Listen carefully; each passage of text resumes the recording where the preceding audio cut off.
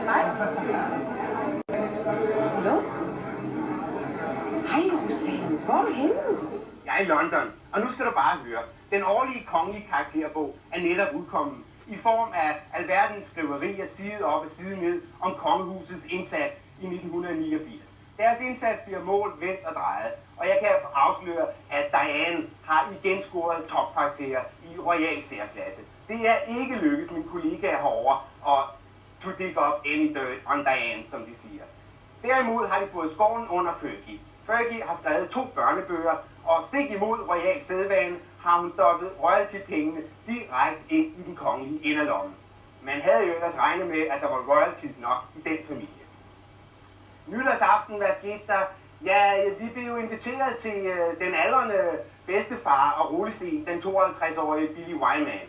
Du ved, ham der sidste år giftede sig med den kun 19-årige Bambi. Bimbo. Mandy hedder hun. Mandy og Billy skulle have nytårsaften, og det tegnede til at blive en celebre society-begivenhed. Men et par timer før festen skulle starte, blev jeg ringet op af deres huslæge, som meddelte mig, at Mandy havde fået mæslinger. Men af andre stjerner med eget lam, kan jeg da nævne, at Sylvester Stallones nye fund, Jennifer Floren på kun 22 omgange, har meldt deres ankomst her til London, hvor han har premiere på sin film Lock Up. Den har jo haft premiere hjemme i Andammen, så det bliver vi fået af først derhjemme, men uden den helt store succes. Succes, det har derimod Beatles bedstefaren, Paul McCartney. Ja, han er 47 år og har ikke meget hår, men han spiller for fulde gardiner her på Wimbledon. Hans største hit er den gode gamle Back in the USSR, som jo er en stor succes også i Rusland.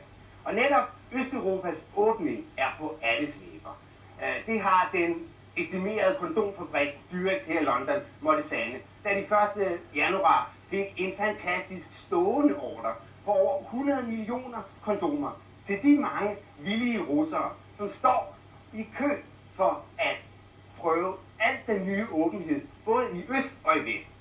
Så man kan godt sige, at Gorbachev jerntæppe er blevet revet godt og grundigt af her på det sidste. Michael Rosanne, Fleet Street, London. Og vi skal videre til vugne kvinder i forførende gevanter. Vi stiller om til The Fabulous Mr. Turing.